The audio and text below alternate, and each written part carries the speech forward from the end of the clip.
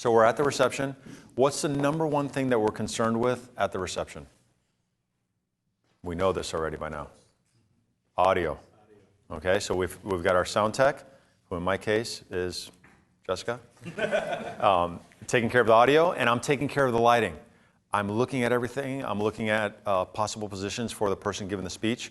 You want to take into account the backgrounds, okay, for the speeches, because you don't want the person giving the toast with his back to maybe a speaker or maybe some band members or maybe an exit sign or maybe something that's just very unflattering to the shot. So consider your background, not just the spot that you want him to stand.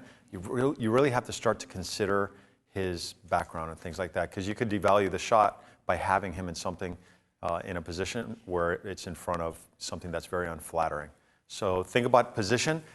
Think about your couple. Right now, with these DSLR cameras, if I didn't have an off-camera light, I'm still okay with this. I could work my ISO, and I'd still have a pretty acceptable image, but I want my image to be as clean as possible. So even though they're kind of exposed a little bit, somewhat by these candles, I do want to have an off-camera light for this couple here. The family here, for the family, I'm never going to light them off-camera. I'm just going to utilize the ambient light and available light that's in the room, which in this case is great because they have candles all on the center of the table, and that light is actually throwing off some decent light onto their faces and things like that. So I'll get into that. Now, the first thing that we're going to cover for reception training is the first dance, because typically when they do their introductions, that's the first thing that generally happens is they go right into their first dance on the dance floor. So I'm going to invite the bride and groom to go into their first dance. Yeah. Now, guys, if you notice this this particular area that we've been dealt here, it's very congested and it's very small, and there's not a lot of room to move. And sometimes you're going to be confronted with a wedding reception that's very small. Maybe there's only 30, 40 guests, and your dance floor is going to be very small. The tables are going to be pushed in tight, and you're not going to have a lot of room to move. So in this particular case, probably a tripod for your main camera it's going to be too big and bulky, and you're not really going to be able to move too much. You're probably going to be blocking guests, which you don't want to get in the habit of. So your spot's probably going to be like right in the center. Right there's fine. So fire up the camera, and you can kind of just face each other and almost get into your first dance mode. Now, this camera here is going to be the primary camera, which again is going to be Jessica behind this camera. One of the things that Jessica does, even though I've already established the off-camera lighting, she'll always have an LED light on her camera. And the reason that she does this is if this couple turns away from the pre-set up light that I have, you're going to have an underexposed image, and I want to avoid that at all costs. If they turn away from the light, same thing with a person giving a speech. Even though you've kind of like pre-planned for some lighting, there's a lot of situations where they turn away from your pre-positioned lighting. You always want to have something on board just in case, so you can feel some underexposed areas of your shot. And that looks pretty good, guys. Just look at each other just like you were in your first dance. Now we're going to look at this on live view, just so you can see what I'm seeing in the camera. Okay, so this right here, I'm not using any light, and I'm at about 400 ISO, which you can probably tell is a little bit underexposed. Okay, so you have one or two choices. If you're not using an on-camera light, you can try to expose the shot this way. And what are we always going to do? We're always going to check focus. Always going to check focus, come back, and then we can start recording. Right there. And guys, you're just looking at each other. Just enjoy your first dance. Dance. There you go. And this is kind of the primary function of the primary shooter, is just getting a nice, stable, solid shot of this couple doing their first dance.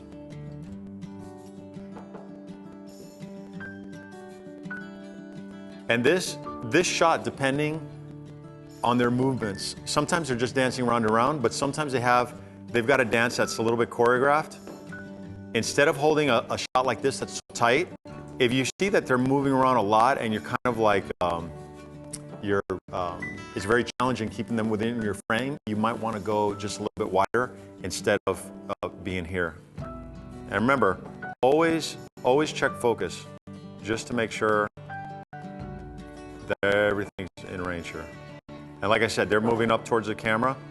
Just give them a little bit of room. Now here I'm at 800 ISO. Most receptions are going to be even darker than what we're dealing with right here. So if our external light was not working, maybe we want to introduce some of our on-camera lighting so you see the difference here. And now you can see where I can actually go in and possibly lower my ISO to something like 400 or 500. And remember, always white balance. Here, I'm a little bit too warm for this tungsten lighting. And just kind of dial it into taste. Right there. This shot, for the most part, from the primary camera, they're just maintaining a solid shot. Because I'm moving around, I'm getting more creative shots. So remember, we each know our roles. I'm more creative for this, she's more solid. And that's good, guys. That looks really good. Congratulations. Yeah. So that looked really good. Now I want to keep you guys out there because I want to get into my camera position. So this is going to be primary shooter. And you guys just go in the center if you like. And Joe, I'm going to get the 50.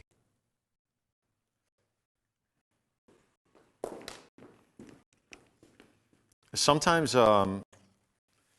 people want to do, like some more creative shots with either glide cams or sliders and things like that. If your area is just so small, sometimes you're just going to have to do without these tools and just get creative without those types of tools, because you kind of running around a small dance floor with them might just draw some attention to you from the guests. So just try to remain as under the radar as you possibly can.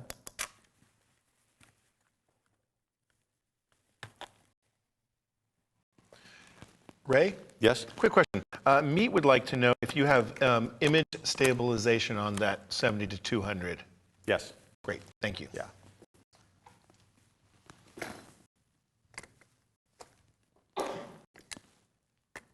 Okay. Any questions? Yes? Yeah. And would that shot that you were just shooting on the 70 to 200 with the monopod, would that normally be a tripod if you had room for a tripod for that? Yes. Okay. Yeah, because it's 70 to 200. It's a little bit challenging, especially if you want to get in and start doing rack focuses and things like that. It gets a little bit challenging, so That makes sense. it's just a lot easier to be on sticks. Yeah. All right, awesome. And let me just get the live view working on here again. And then, guys, you can just play around in the center.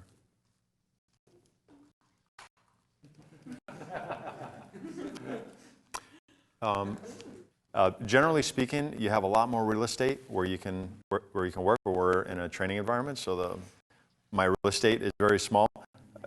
But as a B-roll camera, as a creative camera, I would literally be bouncing around from behind everyone, and I wouldn't be up here in the front where everybody can see me.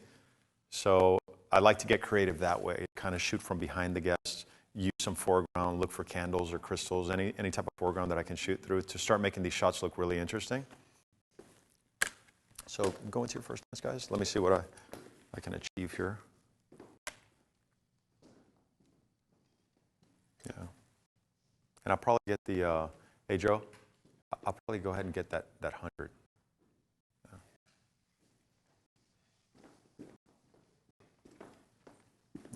I don't know where this upload. Yeah. And actually, I can use this for a little bit. Just leave it here, and I'll switch out lenses. I generally have, just like I'm doing here, I'll generally have lenses pre-positioned, or I'll have an assistant holding a lens for me that I want to use for the first dance, because the first dances generally last 3 or 4 minutes sometimes. Sometimes it only lasts a minute, so you have to be careful. Sometimes they don't dance the entire duration of the song. So you have to make sure at least you have the basic shots down. Now, if you notice that they're going to dance for the entire duration of the song, you're going to have some time to play. So maybe I don't want to be stuck with just a 24 to 70 lens or a 100 lens. Maybe I want to swap some lenses and compose some different shots. So I will either, if I don't have an assistant, I'll just pre-position a lens so I can grab it quickly. Or best case scenario is to just have an assistant on standby holding that lens for you. Okay, guys, you can dance around. I'm going to pull this. Yeah, so here I'll just try to see if I can use some foreground with them.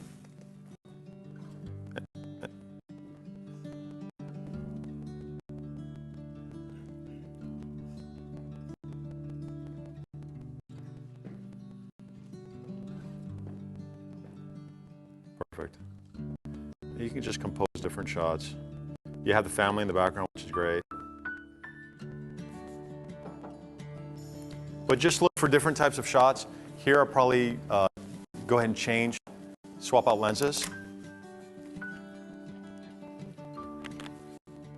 Hey guys, could you dance a little bit further off towards that way? Yeah. Probably even a little bit more. Yeah, that's fine. Just want to show you the depth that I'll get with this. And here you definitely want to throw some light their way.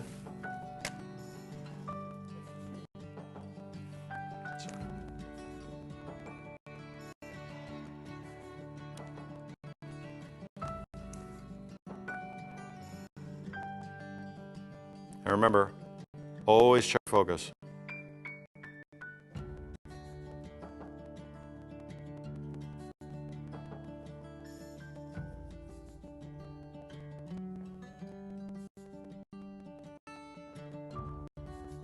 Just whatever you can use.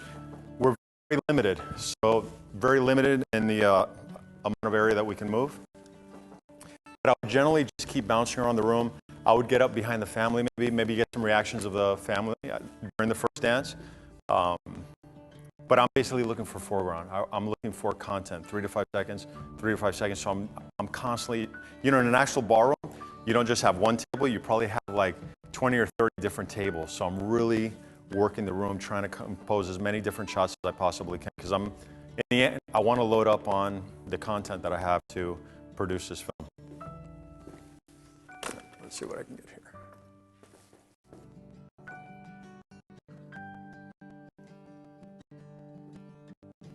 And here you'll notice it's a little, if you see what I'm talking about, it's a little bit underexposed. You can just go ahead and start trying to expose a little bit with the LED light.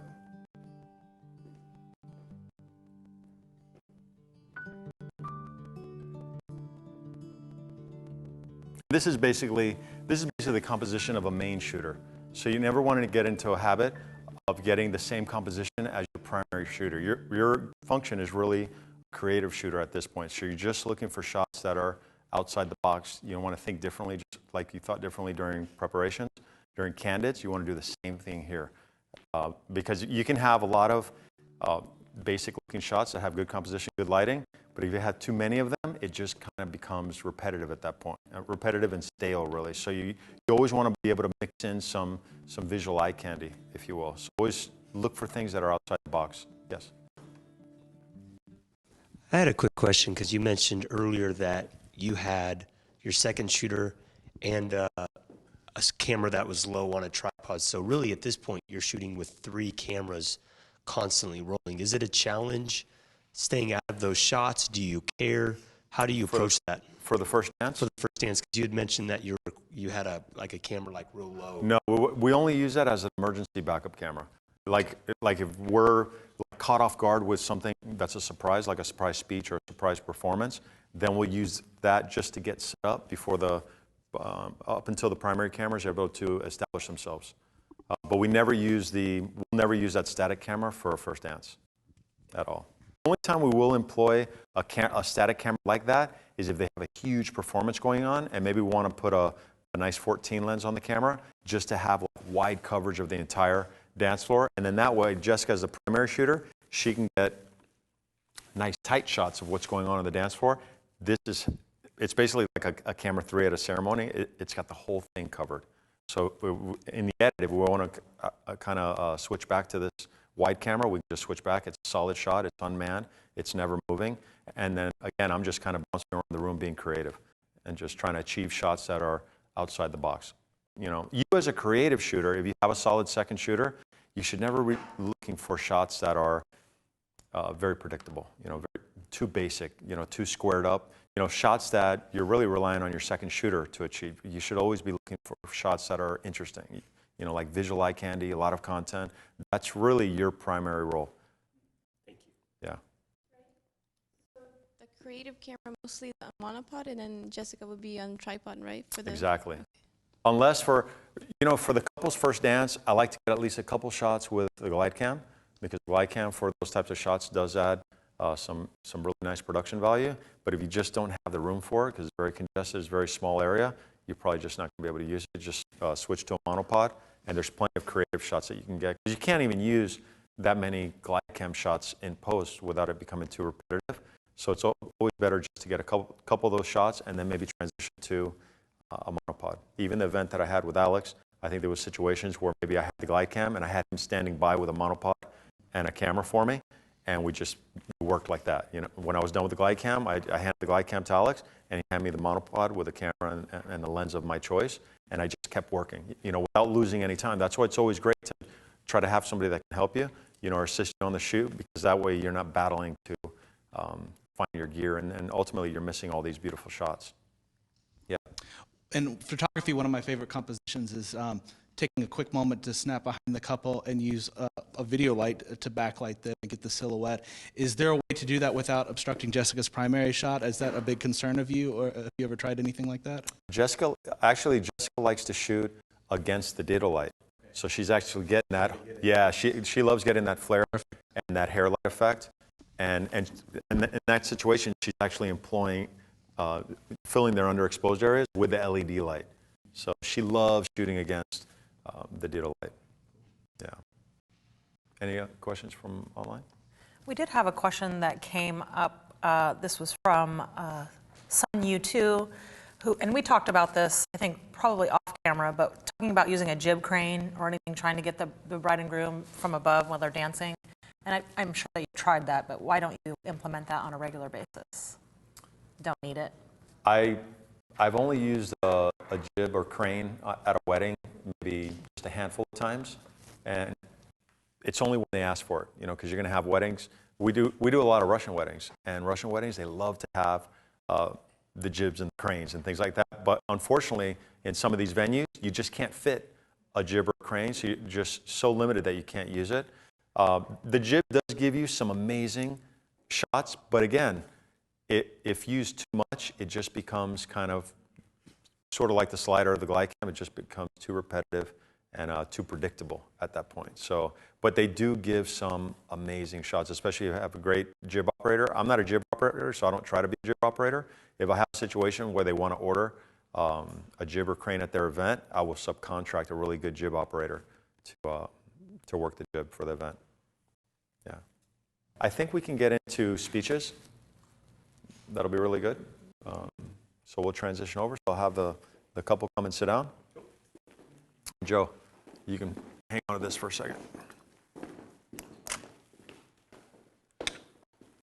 So as you can see here, this is probably a little bit better lit than what an actual situation would be like. Usually it'll be a little bit dimmer than this. The good thing is that you have candles on this table. So you have a couple different options here. Since you have the candlelight kind of giving them some exposure, you can just work with your ISO and expose the picture that way, or you can use an LED light and have ultimately a cleaner image, if you will. So the speeches generally are going to come up after the first dances, and this is very important. You have to think about speeches before the wedding reception even starts, because you want to have your lighting already pre-positioned, you want to have the LED light already pre-positioned, maybe your backup camera, and your unmanned camera. You want to have that readily available for this segment here. This table doesn't look too bad because there's not that many obstructions. The only thing that I would tell you is maybe this little centerpiece. maybe it obstructed them a little bit if I had my unmanned camera down low. This thing here, you could always move out to the side just for the speeches. Maybe you had, something like this just for speeches, and then I would have the couple just try to sit a little bit closer together. And let the couple know what you're doing, because they may see you moving all these arrangements and things like that, and they're like, what are you doing to our decor? We paid a lot of money for this.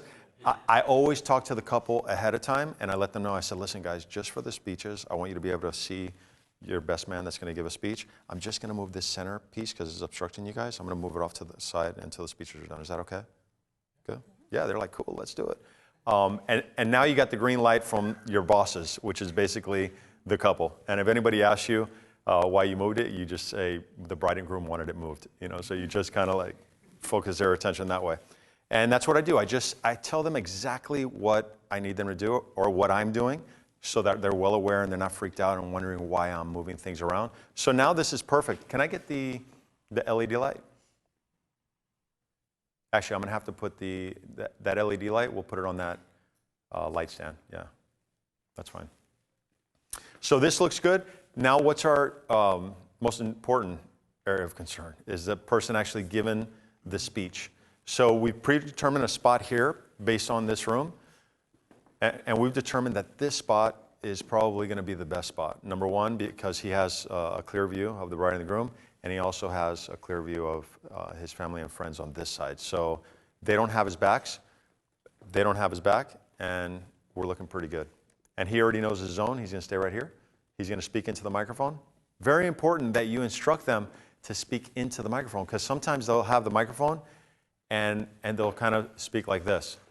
And this does you no good, especially if you're connected to the soundboard or the mixer and you're waiting for this to happen. But what happens if he already starts a speech? Are you going to run out there and kind of interrupt the speech and things like that? You might have to live with this situation if you don't instruct him properly. So I'm going to come up here and I'm going to say, listen, if you could just stay in this zone here when you give your speech, don't give them your back. Obviously, don't give them your back. And speak into the microphone. And you're done. Okay? And hopefully he'll remember to speak into the microphone. Sometimes you're just going to have to deal with it, because sometimes you tell them to speak into the microphone and they do one of these where they talk with their hands. So they're doing this, and your audio is kind of in and out, in and out, in and out, in and out. How do we get around with that? You have a backup microphone. We always put a backup microphone on the person giving the speech, because if you don't, maybe you're going to get this in and out stuff, or maybe they're going to have the microphone down here. Now, if they did remember to put the microphone up here, we're going to have excellent audio from our soundboard feed or our mixer feed, and we're not going to have to rely on the little mini recorder that we use. But if this fails, we always have the mini recorder, which is great. Cool? Cool. All right. So let's get into lighting for speeches. If he's giving the speech here, did you dim that up already? Actually, Joe, can you dim that down? Okay, cool. All right. Okay, so this is with no light. Let's see what that looks like. Live view.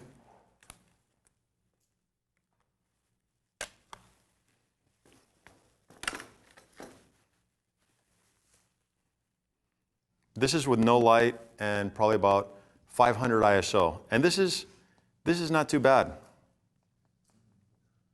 This is not too bad here. Remember, I can't emphasize this enough with these cameras. Always check focus. Okay? Joe, can you introduce some of that light? Okay, perfect. Exactly. Now I can actually go down on my ISO a little bit and clean up the image. And he's pretty well lit. And I can even dim down the light even a little bit more. And that's good. Now, what you can't see is this diddle light that I talked about before. It's probably about 25 feet away from our subject. And Joe, how far is it dimmed up? About how far? 30%. About a third, about 30%. And we're about 25 feet away. And that's 30%. And I don't really even need it because my ISO is 400 ISO, which is, that's the native ISO for this camera. It's very, very clean, and it gives me a lot of latitude. So that's about 25 feet. at about 30%. So just imagine if you had this across the room, you could put it at 80% or 100%, and it's going to give you enough reach to reach your subject, which in this case is amazing. So you're going to have your primary camera. Here you can check focus. This is going to be 70 to 200 on a tripod, always. Okay, speeches, anything that has to do with dialogue is always going to be on sticks, always on a tripod. So here we've checked focus. This shot's not going to be on a monopod. This shot's going to be on a tripod.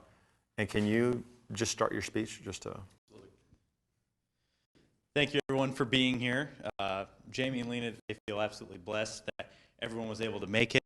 And before I get too far into the speech, I especially want to thank our parents for their financial and genetic contributions that brought about this joyous event.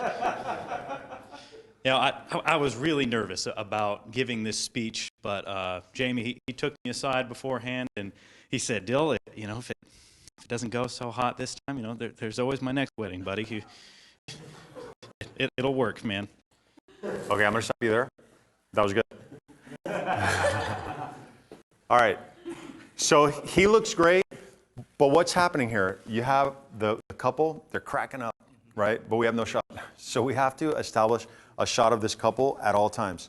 So, Joe, let me get the 50 lens. And I'll actually get the, that small tripod if we can. Oh, it's on the other side. I'm sorry. Yeah.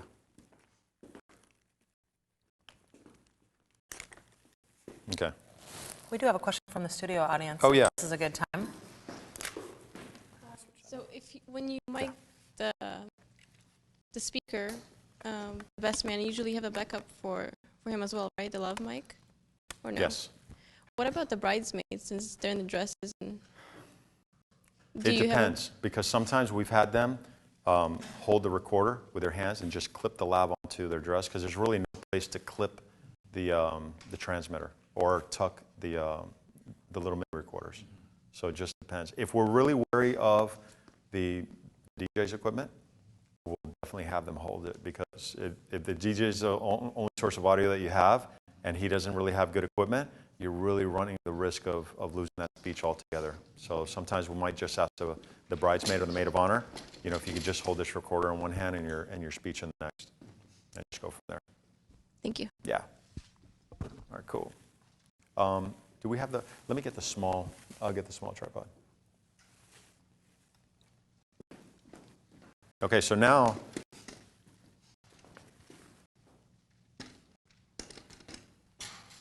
can you hold this? Yeah. Yeah. So I'll crank this up just a little bit. The tripod that I use actually, the stock in the center actually raises up and down, so you don't really have to manipulate the legs too much. But I will raise this a little bit.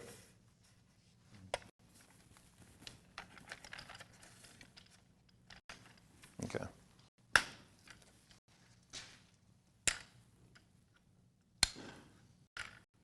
There we go. Maybe. That works. Okay. All right, so I'm going to have this light, and I'm going to explain to the couple. I'm going to say, listen, just for the speeches, I'm going to throw a little bit of soft LED light just to expose you guys during the speeches. You don't have to look at the light, just kind of pay attention to the speeches. So they're just going to kind of direct their attention over to Dylan, right? Yes. Okay. And we'll make sure that this light is given equal coverage. And you can see here, I'm not even using 15% intensity with this light. It's very subtle. You don't want anything that's too bright, because you saw their eyes. Now they're annoyed with you, okay? And you don't want that. You just want a subtle amount of light, okay? So you can shoot pretty clean for the most part. Now remember, this camera here is going to give you a solid shot of the couple the entire time. Remember to level out the tripod.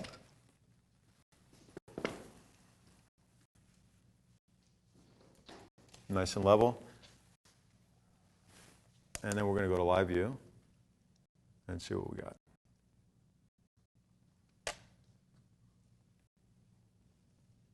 And Ray, would you say this lighting is pretty realistic for a reception, or do you think it's brighter than most dim lit receptions would be? It's brighter. Okay. Yeah. Okay, so remember, you have a pretty good shot here. What are we going to do always? Check focus. Okay, and he's looking pretty good there. And just compose your shot however you want it.